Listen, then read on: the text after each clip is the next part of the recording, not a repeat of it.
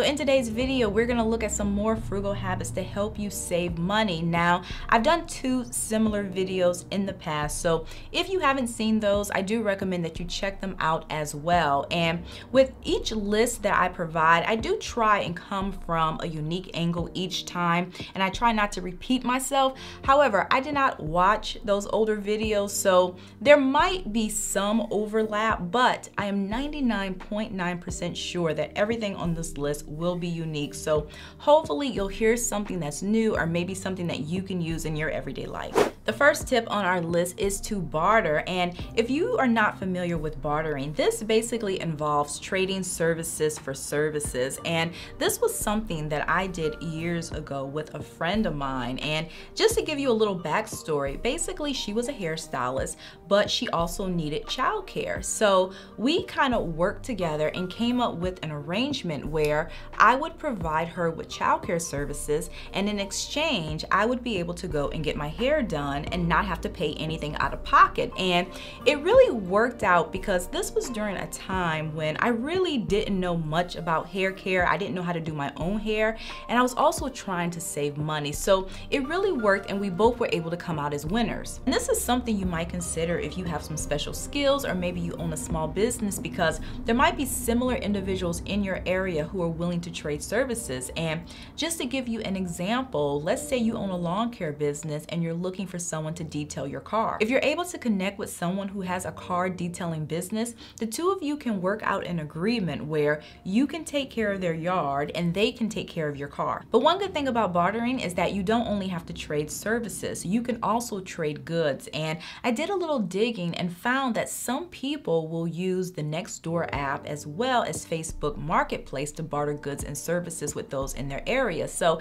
it's something worth considering. But whatever you do, just make sure that the items or the goods that you trade, they are equal in value. Another tip is to buy your produce last when you are food shopping. Now, when you walk into the grocery store, you probably notice that the produce is in the front of the store. Now, personally, I always thought that stores did that because this was the freshest food, so it makes sense that they would want to sell it first. And while that might be part of the reason, it's not the only reason. I recently found out that stores will strategically place produce near the front of the store because of the bright colors. And basically the reason is that the bright colors are known to put people in a good mood. So if you start your shopping trip in the produce section and the bright colors lift your mood and you feel happier, you're more than likely to spend more money. Now, I know that might seem a little far-fetched, but stores, they do have creative ways of placing items where consumers are likely to spend more money. So if you're looking to save money on food, next time you're in the store, it doesn't really hurt to maybe just start shopping in the back, work your way up to the front, and then hit the produce section right before you check out. Another tip that can help you save more money is a practice called house hacking. Now, this will not work for everyone. However, if you are looking to achieve financial independence or maybe retire early, one way to do that is definitely by investing your money. As you look into different ways to invest and diversify your money, you might consider real estate. And if so, house hacking can be a practice that can help you get to where you want to be faster. Now, if you're not familiar with this terminology, it involves buying a building that might have 2, 3, or 4 units. And what you want to do is live in one of the units and then rent out the others. The goal is that the money that you collect from the other units will be enough to cover the mortgage on the entire building. So you basically get to live in the property rent and mortgage free. Now, again, this particular tip is very specific and it will not work for everyone. But if you are looking to get into real estate or maybe investing, or you want to retire early, it is something worth considering, because if you are able to save and not have a house payment, that is going to help you get to where you need to be a lot faster. Another tip is to eat more veggies. Now, I am not trying to push any type of lifestyle. However, if you are trying to save money on food costs, eating more veggies and having certain meatless days throughout the week can definitely help. We are about 90% plant-based, and we've been this way for 4 years, but in the beginning, we really went all in and we cut out all meat products, and I immediately saw a drop in our food bill. meal. And to be honest with you, until that moment, I really didn't realize just how much meat costs. Now again, I'm not trying to push any type of lifestyle, but if your food costs are starting to get out of hand and you need to do something quickly, it might be worth it to go meatless maybe a few days out of the week or half the week just to see how much you can save. Or if you want, you can go all in and cut out meat altogether and see what happens.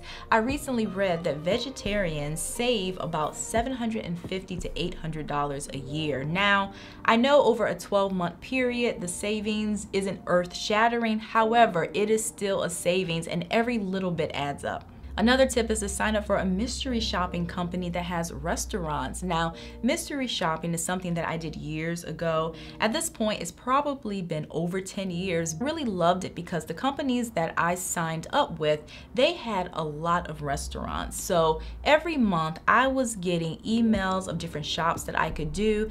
And the way it works is very simple and easy.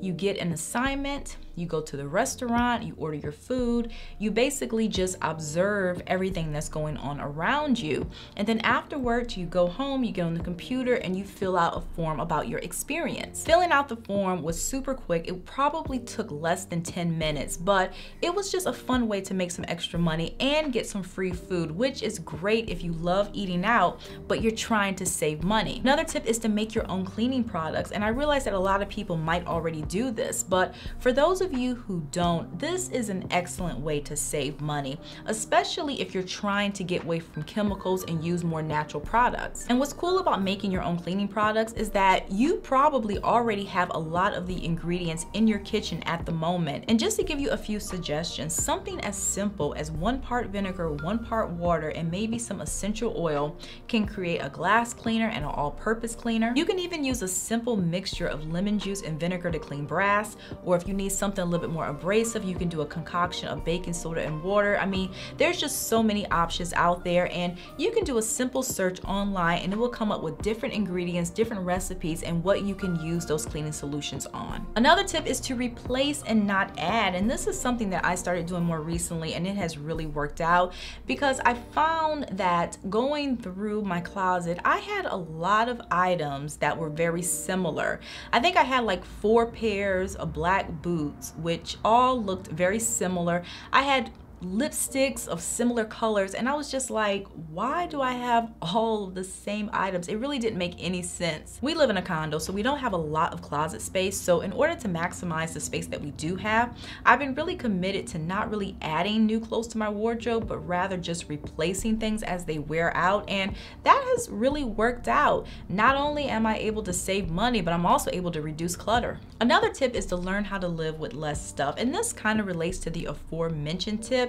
And I'm not suggesting that people go all in and become a minimalist. However, learning how to live with less can really help you realize that you could probably get by with less stuff than you actually think. I think we get into a habit of thinking that we need so much in order to be comfortable or to have our needs met, when a lot of times if we're forced to do without, we would probably make out just fine and may not even feel as if we're wanting for anything. Now, of course, this also involves a shift in mindset, which is not something that happens overnight. But, you know, if you're trying to save more money, I really just encourage you to just avoid excess and to avoid accumulating new stuff. And again, going back to the aforementioned tip, instead of adding stuff into your life, just getting things when you really need it or when you need to replace something, because by doing that, it does teach you how to be content. And once you learn how to be content and satisfied with what you have, I think that desire to always spend and always accumulate will slowly start to go away, which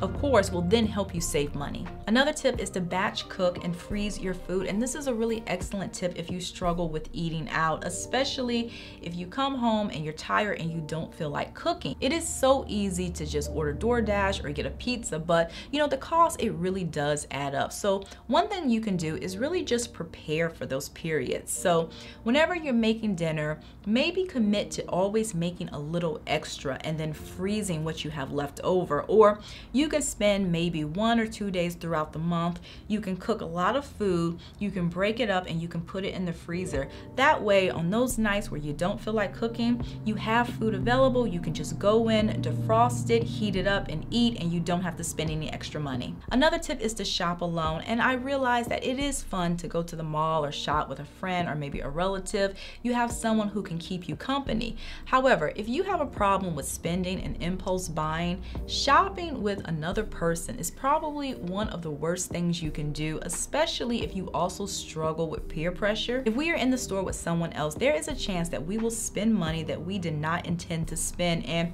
there are many reasons for this. Sometimes just the act of watching someone else shop can motivate us to want to shop, or we may see something that we know we can afford, but it looks good on us, and then we have our friends who are urging us, oh, go ahead and get it, you know, you deserve it, you look so good in it. And even though you're having a good time, it can really set you back financially. So one thing you can start to do is definitely shop alone. That way you're not influenced by what you see another person spend money on, and you also don't have somebody in your ear convincing you to spend money that you don't really have to spend. Another tip is to auto pay your bills. Now, I know some people do not like auto pay. However, if you are constantly paying late fees, not because you don't have money to pay your bills on time, but because you forget to pay your bills on time, setting up your bills on auto pay can be a really big lifesaver, because it not only keeps your credit intact, it also can help you save money, because late fees, they can definitely add up. Maybe try it for a month or two and see how it goes. And if you're really uncomfortable with it because you feel that maybe money may come out your account that you forget about, another thing you can also do is just set up some payment reminders. Maybe 2 or 3 days before your auto pay is scheduled, have a reminder so you know the money is coming out of your account. That way you will have it available. Another tip is to use a programmable thermostat. Now, these thermostats, they are fairly inexpensive. Now, they can increase in cost, especially if you get a smart one that will connect to your cell phone. But for the most part, I mean, you could get one for I think like $30 or $40 the last time I looked. They might even be a little cheaper, but these are really great if you're trying to save on your energy costs. According to energy.gov, you can save as much as 10% a year on heating and cooling by turning your thermostat back 7 to 10 degrees for 8 hours a day from its normal setting. And using one of these thermostats really makes a lot of sense, because if nobody is home throughout the day, there's really no need to keep the house at an ideal temperature. You can easily just turn back the temperature, and then maybe 30 minutes or an hour before the first person arrives home, you can program it where the ideal temperature does kick in. That way when you walk in, everything is cozy, everything is cool just the way you want it. Another tip is to use the library. Now, everyone knows that you can go to the library to get books, but that's not the only thing you can do. Your local library probably offers a multitude of resources that can help you save money. Now, the perks will vary depending on where you live, but just to give you a few suggestions, you can use your library to check out ebooks and audiobooks to your mobile device. Some will even have events and workshops, and some libraries will even partner with museums and movie theaters where you could get discounted or free tickets. Another tip is to break up your paycheck. If you receive direct deposit, this is a tip that can really help if you're struggling to save money. And to get started, all you need to do is speak with your payroll department and see if you can split your direct deposits. And if you're able to do that, basically you can put some of your check into your checking account, and another part of your check you can deposit directly into your savings account. Another tip is to ask to have your fees waived. Now, if you have any type of fees such as a bank fee or maybe a late fee, don't just accept the fee for what it is. Contact your creditors, contact your bank, and see if they will waive that fee, because a lot of times they will offer you this courtesy, especially if it is your first time requesting it. If you are a long-term customer or it's been a while since you've had any late payments, they will usually extend this courtesy without any pushback, and that is a great way to really save between $30 and $50 depending on the type of fee. Another tip is to choose curbside. If you are shopping online, the rise of curbside service is a great way to save money, because I don't know about you, but if I'm in a store and I go in to buy just one item, a lot of times I do end up browsing, and sometimes I do end up picking up 1 or 2 extra items. However, if I'm shopping online, I rarely browse the site. I usually just go, to what I'm looking for, I buy it and I check out. So for me, using Curbside is actually an excellent way to really just stay focused and buy what I need and not spend any money. Another tip is to exercise. Now, I know a lot of people might be thinking, what does exercise have to do with saving money? But there is a connection, especially if you have a problem with emotional shopping. A lot of people know that exercise will release brain chemicals that can help you feel better. But what a lot of people may not know is that when you shop, the act of shopping can also release dopamine, which helps you feel better. And that's the reason why some people give into emotional shopping. So if you're feeling a little on edge and you're ready to shop, engage in physical activity instead, because it not only serves as a distraction, it can also help you feel better and remove that urge to spend money. Another thing you can do is travel light. Now, I realize at this moment, a lot of people might not be traveling. However, looking forward, traveling light and learning how to travel with less is an excellent way to save money. Obviously, using a carry-on will help you save money because you don't have to check your bags. A lot of airlines nowadays, I think it's like $25 to $35 a bag. So every trip you can potentially save $50 to $70. But that is not the only benefit of carrying on. I also like it because when you have a smaller bag, it really helps cut down on buying extra stuff, because with a bigger bag, you know you have room. So when you get to your destination, you can shop, you can buy a lot of souvenirs because you know there's space to bring it home. However, if you know you only have a small bag and that bag is packed to capacity, that can really help you think twice about buying a lot of extra stuff on vacation. So in turn, you end up saving more money. So there you have it. That's my list of additional frugal habits to help you save more. And I really hope that you guys enjoyed this list. And if you did, please give me a thumbs up. And if you haven't already, do consider subscribing. Again, on this channel, we talk a lot about personal finance, a lot of different ways that you can save money, but also ways that you can improve your entire financial picture. So if you like videos like this, I do post every weekend and sometimes during the week. So thank you again for watching, and I'll see you in a few days.